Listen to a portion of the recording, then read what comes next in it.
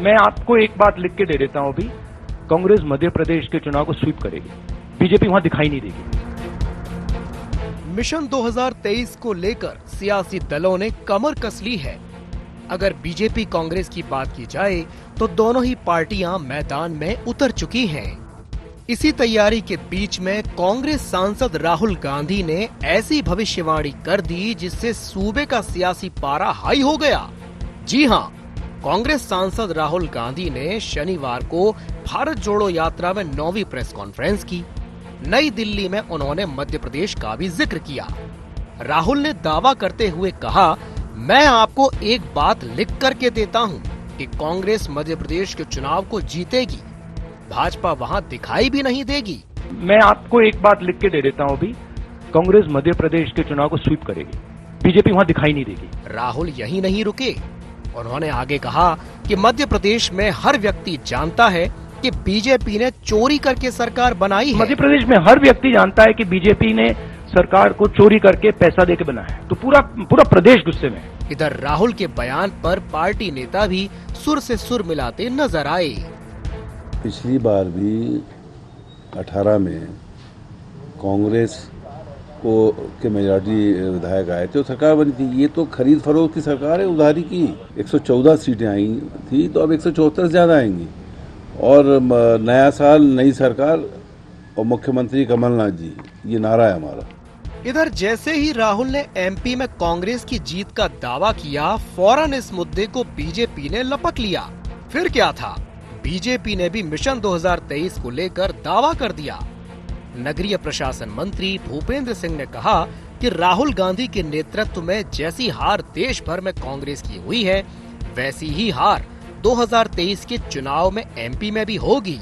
2023 के चुनाव में मध्य प्रदेश में कांग्रेस की बुरी पराजय होने वाली है। जैसी हालत पूरे देश में कांग्रेस की राहुल जी के नेतृत्व में हुई है, वैसी ही हालत मध्य प्रदेश में भी कांग्रेस की होने वाली है। और राहुल गांधी जी अगर सपने देख रहे हैं तो सपने देखने में कोई बुराई नहीं है। कुल मिलाकर चुनाव से पहले दावों की सियासत शुरू हो गई है। मध्य प्रदेश को लेकर राहुल गांधी के दावों में कितना दम है, ये तो प्रदेश की आवाम तय करेगी। लेकिन राहुल के सियासी दावे ने सूबे की सियासत को जरूर गरमा दिया है और इस दावे के बाद सियासी पंडित अपना गणित लगाने में जुट गए हैं। अब देखना ये होगा कि किसका गणित सटीक बैठता है। Bureau report, IND 24।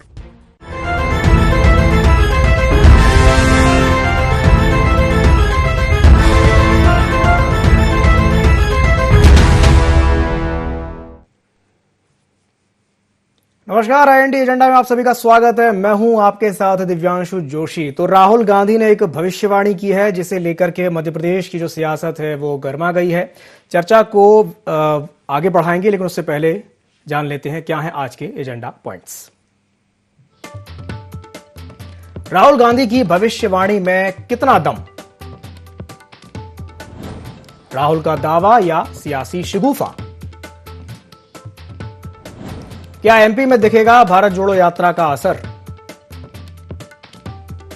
राहुल के बयान को बीजेपी ने क्यों कहा सपना।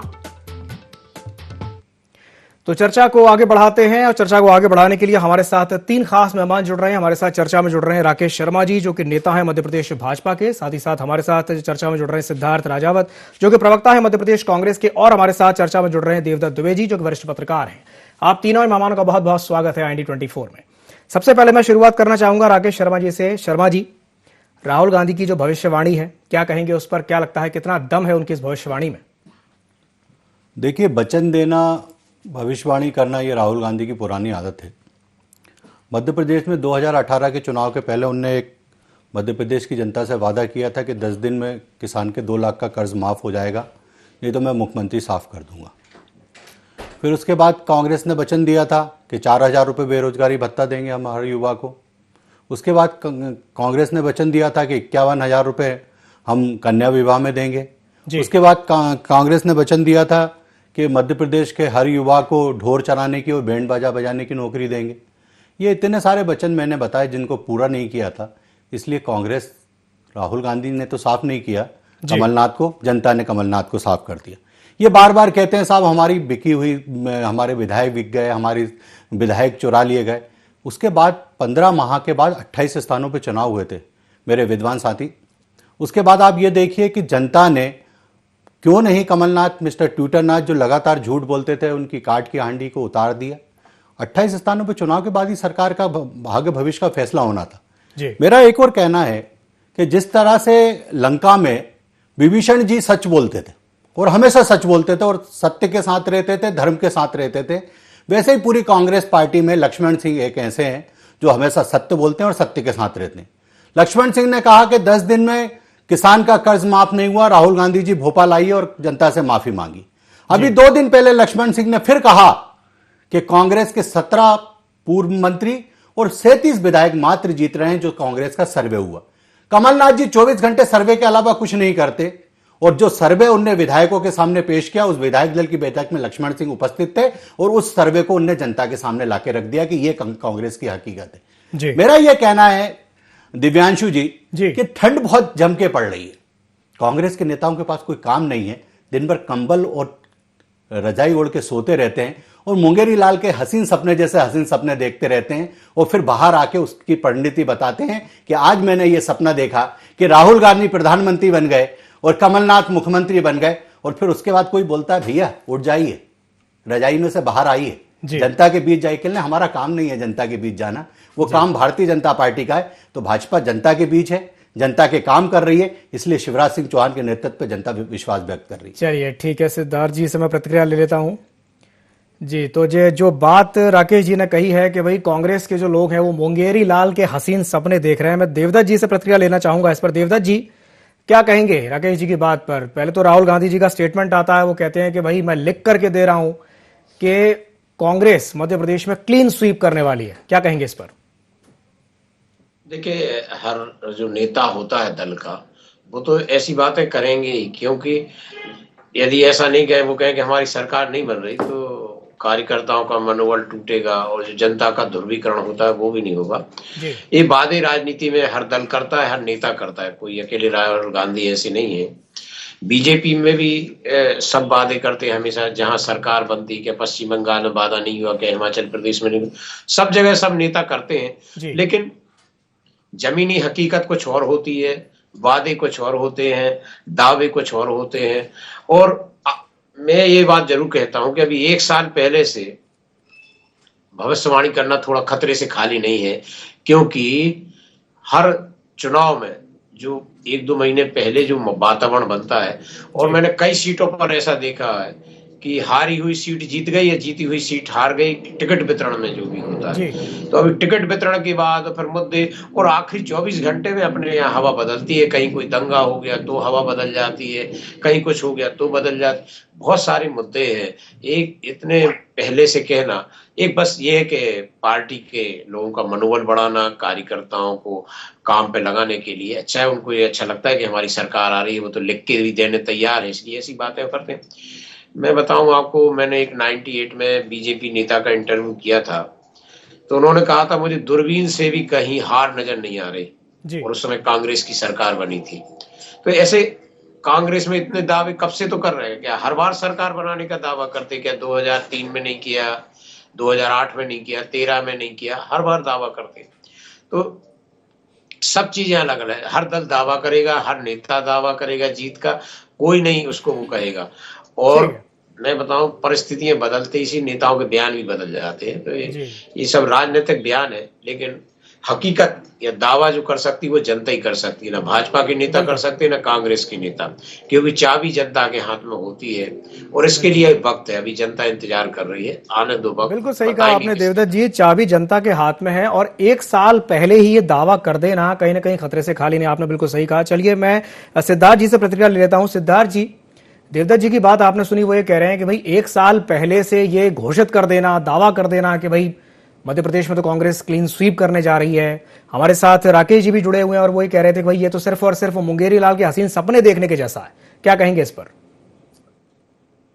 देखिए, जब कोई खिलाड़ी की कोई टीम मैदान में उतरती है तो प्रैक्टिस करती है, पूरे साल भर प्रैक्टिस करके उतरती है, कांग्रेस पार्टी ने पिछला आपने देखा कि 18 के चुनाव में हमको किस प्रकार से जनता ने चुन के भेजा था जी। और उसके बाद हम लोगों ने कैसे सरकार गवाई थी। तो हम एक एक जो हमारी गलतियां थी उस गलतियों से सीख लेते हुए हम उस पर आगे निरंतर बढ़ रहे हैं। माननीय कमलनाथ जी के नेतृत्व में घर चलो घर घर चलो जन जागरण अभियान, उसके बाद भारत जोड़ो यात्रा, और उसके अंदर इतना अंडर करंट था।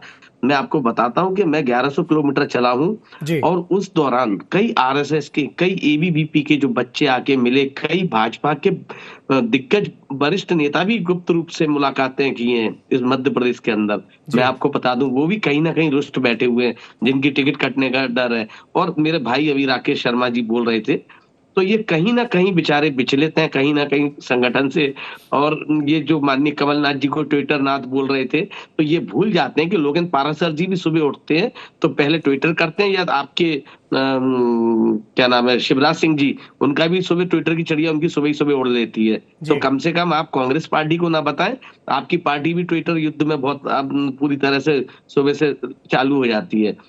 और रही बात ये जो अभी बोल रहे थे कि युवाओं के लिए 4000 रुपए की बात कर रहे थे, किसानों की बात कर रहे थे, अरे भाई 1.5 साल की आप हमारी बात करते हैं। स्वर्णिम मध्य प्रदेश बोल के आए, विकसित मध्य प्रदेश बोल के आए, फिर आत्मनिर्भर मध्य प्रदेश बनाएंगे, तीनों में आप नाकामयाब रहे। फिर अभी हमारे संवेदनहीन मुख्यमंत्री क्या बोलते हैं कि हम अब इसको गुजरात मॉडल जैसा बनाएंगे। आप सब में विफल रहे, 1.5 लाख बैकलॉग के पद नहीं भरे आपने, आदिवासी दलित बच्चों को आप मार के 70 किलोमीटर दूर छोड़ आते हैं। एक तरफ एनसीआरबी की रिपोर्ट में बाल अपराध में मध्य प्रदेश नंबर 1 है, एक तरफ महिला अत्याचार में नंबर 1 है, 287 करोड़ की चिक्की खा जाते हैं आप लॉकडाउन में। लॉकडाउन में आप शादियां करा देते हैं।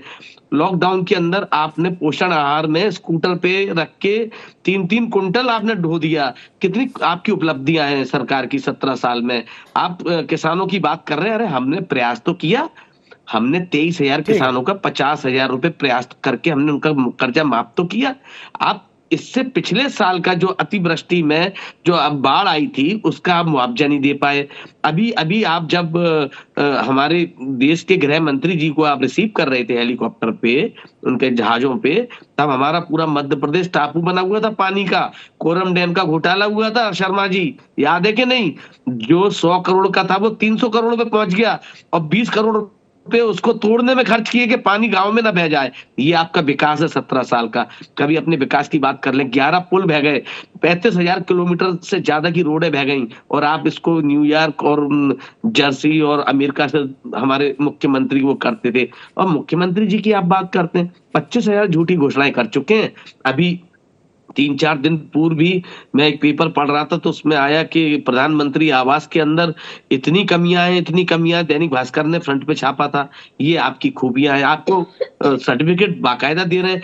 4,832 आदिम जाति कल्याण विभाग बंद हो गए, रोजगार कार्यालय बंद हो गए जहाँ पे पंजीकरण होता था, शायद आपको ध्यान होगा, ठेला लगाने के लिए। सिद्धार्थ और जी, स्किल की बात, सिद्धार्थ जी, ठीक है, मतलब ये कहा जा सकता है कि सिद्धार्थ जी ने एक बहुत लंबी लिस्ट गिना दी है। चलिए मैं प्रतिक्रिया ले लेता हूं राकेश जी से। राकेश जी, सिद्धार्थ जी के अनुसार प्रदेश में कुछ भी सही नहीं हो रहा है, सब कुछ गड़बड़ा रहा है, और ये जो कॉन्फिडेंस राहुल गांधी का दिखाई दे रहा है, ये कॉन्फिडेंस की वजह है भारत जोड़ो यात्रा। उनका कहना यह है कि भाई भारत जोड़ो यात्रा के दौरान वो लोगों से मिले, लोगों से उन्होंने चर्चाएं की, तो जो फीडबैक मिला वो कुछ इस तरह का मिला है जो अभी बता रहे थे सिद्धार्थ जी। क्या कहेंगे राकेश जी इस पर? देखिए दिव्यांशु जी, कांग्रेस के विद्वान प्रवक्ता की मजबूरी है कि अपने नेता की बात को आगे बढ़ाए जी। पर अभी 2 दिन पहले अविश्वास प्रस्ताव आया था विधानसभा में जी। ये इतनी बड़ी बड़ी बातें इनने यहाँ की, वो विधानसभा के पटल पे कर लेते। पहले दिन विधानसभा के उसमें कमलनाथ जो कांग्रेस के नेता हैं, प्रदेश अध्यक्ष हैं, पूर्व मुख्यमंत्री, वो गायब जी। इससे ही अनुमान लगा लीजिए कि ये कितना अपनी पार्टी को, अपने पार्टी के प्रस्ताव को और विधानसभा को गंभीरता से लेते। दूसरे दिन नेता प्रतिपक्ष जो लेके आया प्रस्ताव वो गायब। मेरा एक और प्रश्न है मेरे विद्वान साथी से कि भैया ये जो मैंने आपको गिनाए ना, ये बातें आपने और राहुल गांधी ने किए थे। आपने वचन दिया था जनता को, मैं उन वचन की याद दिला रहा हूं। भारतीय जनता पार्टी की सरकार क्या कर रही है, क्या नहीं कर रही है, वो जनता जवाब दे रही है। नगर पालिका के चुनाव हो, नगर निगम के चुनाव हो, नगर परिषद के चुनाव हो, पंचायत के चुनाव हो, चारों तरफ भारतीय जनता पार्टी जीत रही। कांग्रेस पार्टी छिंदवाड़ा मॉडल की बात करती है। दिव्यांशु जी, सर मेरा निवेदन को चुप कराइए, बोलने दीजिए, एक एक करके बोलने। सिद्धार्थ जी, सिद्धार्थ जी, अगर आप दोनों साथ में बोलेंगे तो समझ में नहीं आएगा। 28 साल बाद जबलपुर हारे। सिद्धार्थ जी, मैं आपके पास वापस आऊंगा, मैं आपके पास वापस आऊंगा। सिद्धार्थ जी, उनको अपनी बात तो पूरी करने दीजिए, उनको अपनी बात तो पूरी करने दीजिए। जी पूरे मध्य प्रदेश में कांग्रेस पार्टी और कांग्रेस के विद्वान प्रवक्ता चिल्ला चिल्ला के बोलते हैं जी हम छिंदवाड़ा मॉडल को लेकर चुनाव में जाएंगे, हम छिंदवाड़ा मॉडल को। अभी चुनाव हुए थे सरकार 6 स्थानों पे, जिसमें से 4 स्थानों पे कांग्रेस पार्टी हार गई। ये छिंदवाड़ा मॉडल, जिस व्यक्ति कमलनाथ को उसके क्षेत्र के लोग स्वीकार नहीं कर रहे हैं, अब वो मध्य प्रदेश में उस मॉडल को लेके जाएगा। मेरा एक और कहना है कि जम के जब महिला अत्याचार की बात करते हैं, उमंग सिंगार को क्यों भूल जाते हैं, जो आदतन महिलाओं पे अत्याचार करने वाला व्यक्ति है, जिसपे 306 का मामला पहले दर्ज हुआ था। एक महिला ने उसके घर में आत्महत्या की थी और कहा था कि ये मुझे मेरा शारीरिक शोषण कर रहे हैं शादी के नाम पे। अब उनकी पत्नी ने बलात्कार का केस लगा दिया साहब। पत्नी ने कितना प्रताड़ित किया होगा व्यक्ति ने कि पत्नी बलात्कार का केस लगा रही, और कांग्रेस को अभी तक याद नहीं आ रही कि उसको पार्टी से बाहर निकाल दे। इससे पहले एक इनके विधायक जिनको अभी 2 साल की सजा हुई है, पति पत्नी दोनों को, उनको भी पार्टी से बाहर नहीं निकाला। तो इनके विधायक बलात्कार कर रहे हैं, इनके विधायक लोगों के साथ 420 कर रहे हैं, जमीनों के घोटाले कर रहे हैं, और ये उनकी तरफ देख नहीं रहे, ये हमारी तरफ देखते हैं, हमारी तरफ के विधायकों अब की लिस्ट गिनाओ। अब ये देखिए फिर ये शुरू हो जाते हैं, बात तो खत्म हो मैं आ रहा हूँ आपके पास, आ रहा हूँ सुनने की क्षमता तो रखो सिद्धार्थ जी, राजकुमार, आ रहा हूँ आपके पास, आ रहा हूँ। अरे अपनी राजकुमार जरा सुनने की क्षमता रखो, अपनी बारे में बोलना, मैं सुनूंगा, मैं सुनने के लिए आया हूँ आपकी बात, बहुत गंभीरता से सुनूंगा। फिर सामान्य सी बात में एक और पूछना चाहता हूँ साहब, कि इनने कहा था कि जिस दिन हमारी सरकार बनेगी 5 रुपए डीजल पे, 5 रुपए पेट्रोल पे कम कर देंगे, और जैसे ही मुख्यमंत्री की कुर्सी पे बैठे 5 रुपए डीजल पे, 5 रुपए पेट्रोल पे बढ़ा दिए, और ये कहते हैं साहब मध्य प्रदेश में डीजल पेट्रोल महंगा है। अरे हिंदुस्तान में सबसे महंगा डीजल पेट्रोल राजस्थान में सरकार, जहां आपकी सरकार जी 1 पैसा कम नहीं करते आप। हिंदुस्तान में सबसे ज्यादा बलात्कार होते हैं राजस्थान में, आपका मंत्री कहता है वहां मर्द रहते हैं साहब, इसलिए सबसे ज्यादा बलात्कार होते हैं। तो ये राहुल गांधी जी की एक नजर जरा राजस्थान पे भी डलवाइए, वहां बेरोजगारी दर है 36.5, मध्य प्रदेश में 0.5। ज्यादा कहां पे है बेरोजगार, जरा इनसे पूछ लीजिए। मध्य प्रदेश में 1 लाख भर्ती कर रहे हैं, राजस्थान में कितनी कर रहे हो जरा बता दीजिए ना।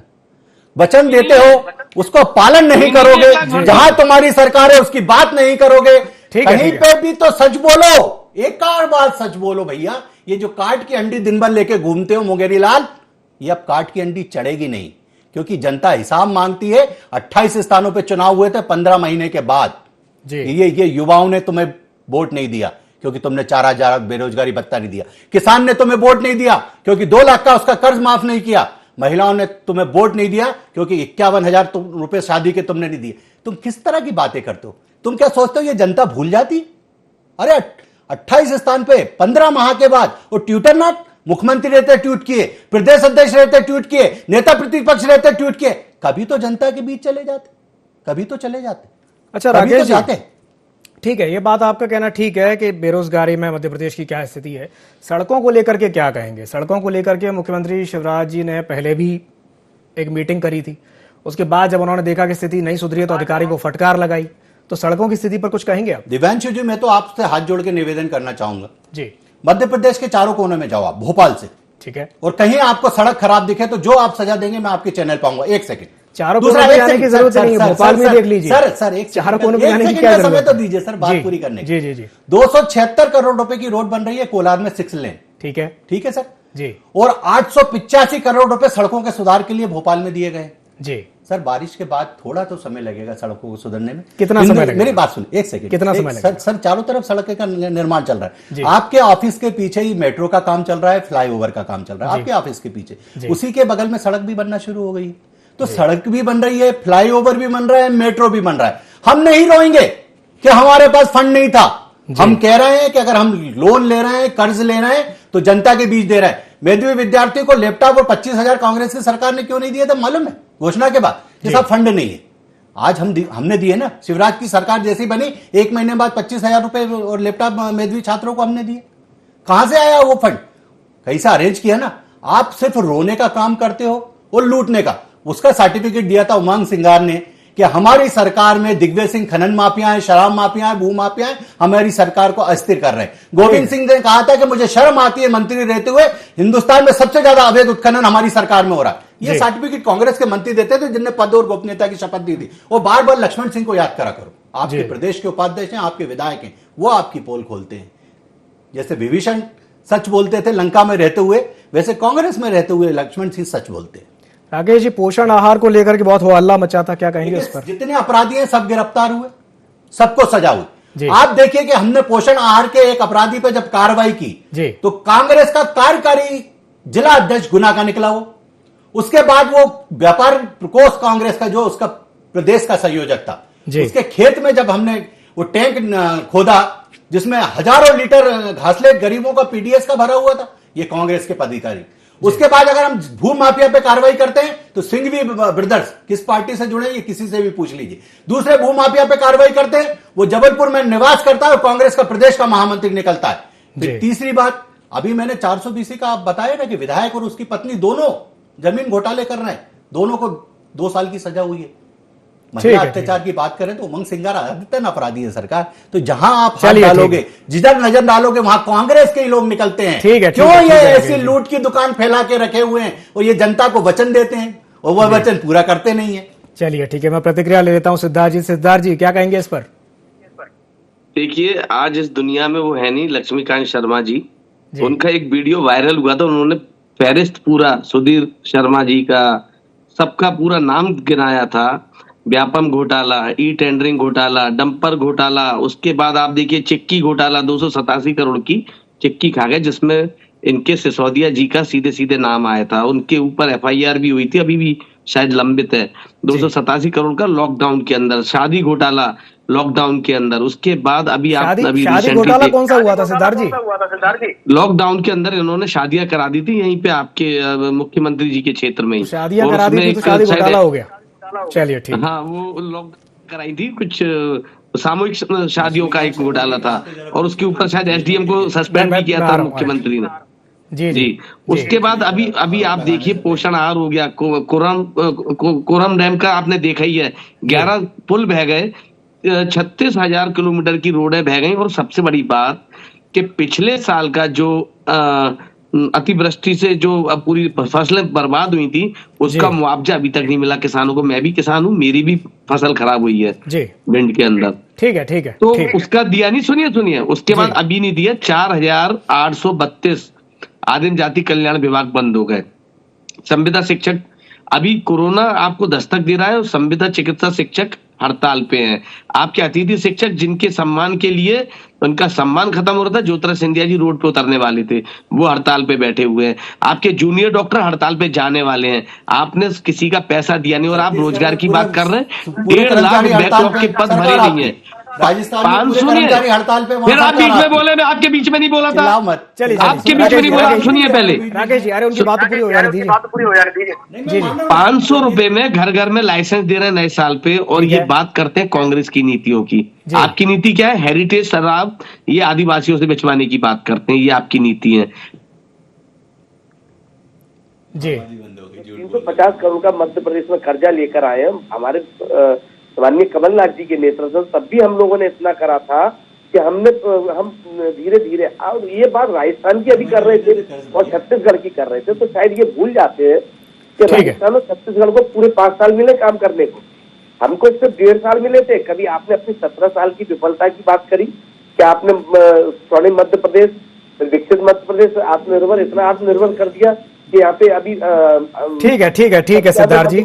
चलिए ठीक है सिद्धार्थ जी। मैं देवदत्त जी से एक प्रतिक्रिया ले लेता हूं। देवदत्त जी, पिछला अगर ट्रैक रिकॉर्ड देखा जाए राहुल गांधी जी का, जो पिछले कई चुनाव उन्होंने हारे हैं, उनके नेतृत्व में कांग्रेस पार्टी हार गई, और ऐसे टाइम पर पीसी शर्मा जी इस तरह से स्टेटमेंट देते हैं, वो कहते हैं कि नहीं, हम 150 सीटें नहीं 174 सीटें जीतेंगे मध्य प्रदेश में। क्या कहेंगे इस पर? देखिए, मैंने पहले भी कहा था कि सब जब तक बढ़ा चढ़ाकर वादे नहीं करेंगे तो कार्यकर्ता एक्टिव कैसे होगा, उनका मनोबल कैसे बढ़ेगा और जनता में एक जो ध्रुवीकरण है वो कैसे होगा। ये तो राजनीतिज्ञों का काम है, हमेशा ऐसे ही वादे करते हैं। कोई भी राजनेता की सरकारें आती जाती रही हैं, चुनाव हारते जीते रहे, लेकिन कभी किसी ने नहीं कहा होगा कि हमारी दल सरकार में नहीं आ रहा या मैं चुनाव हार रहा हूँ। ये तो एक स्वाभाविक प्रतिक्रिया होती है। लेकिन कुछ समय से पूर्व और कुछ चीजें ऐसी होती हैं जिन पर विश्वास करना बड़ा मुश्किल होता है, क्योंकि अभी बहुत नर्मदा पानी बहेगा, अभी 1 साल है। आज कांग्रेस और बीजेपी में जो सर्वे हुए तो दोनों जगह एक सी स्थिति है कि 70 इधर विधायकों और मंत्रियों के खिलाफ एंटी इनकम्बेंसी, उधर भी विधायकों और पूर्व मंत्रियों के खिलाफ एंटी इनकम्बेंसी, और दोनों दल इनमें से टिकट एडी बदल देते हैं। तो परिस्थितियां क्या बदली है? एक दल बदल देता है तो क्या परिस्थिति हुई? मैंने पहले भी कहा था कि प्रत्याशी घोषित होने के बाद भी परिस्थितियां बदलती हैं, तो अभी से कहना तो जरा ठीक नहीं है। लेकिन बिल्कुल सही कहा आपने देवदत्त जी, अभी से कुछ भी कहना बिल्कुल सही नहीं होगा, क्योंकि अभी एक समय बाकी है, नए वर्ष की शुरुआत होने जा रही है। आज चूंकि 2022 का अंतिम दिन है, कल से नया वर्ष लग रहा है और चुनावी साल है, लेकिन अभी से कुछ भी कहना सही नहीं होगा। चलिए, आप तीनों मेहमानों को हमारे साथ जुड़ने के लिए बहुत बहुत धन्यवाद। तो नए वर्ष की पूर्व संध्या पर हम यही कहेंगे कि भाई राहुल गांधी ने भविष्यवाणी तो कर दी है 2023 को लेकर के, और वो ये कह रहे हैं कि भाई कांग्रेस क्लीन स्वीप करने वाली है मध्य प्रदेश में। तो वहीं दूसरी ओर बीजेपी से लेकर के हमलावर है और उसे विशुद्ध राजनीतिक शिगुफा बता रही है। लेकिन ये देखने वाली बात होगी, क्योंकि तय करना है जनता को, तय करने वाली है जनता। सत्ता की जो चाबी है वो जनता के हाथ में होती है और जनता सब कुछ देख रही है। वो कहते हैं ना कि ये पब्लिक है, सब कुछ जानती है। तो अब ये देखने वाली बात होगी कि पब्लिक किसे अपना आशीर्वाद देती है 2023 में। तो आईएनडी एजेंडा में फिलहाल के लिए इतना ही। मुझे दीजिए इजाजत और नए वर्ष की पूर्व संध्या पर आप सभी को नए वर्ष की अग्रिम शुभकामनाएं। नमस्कार।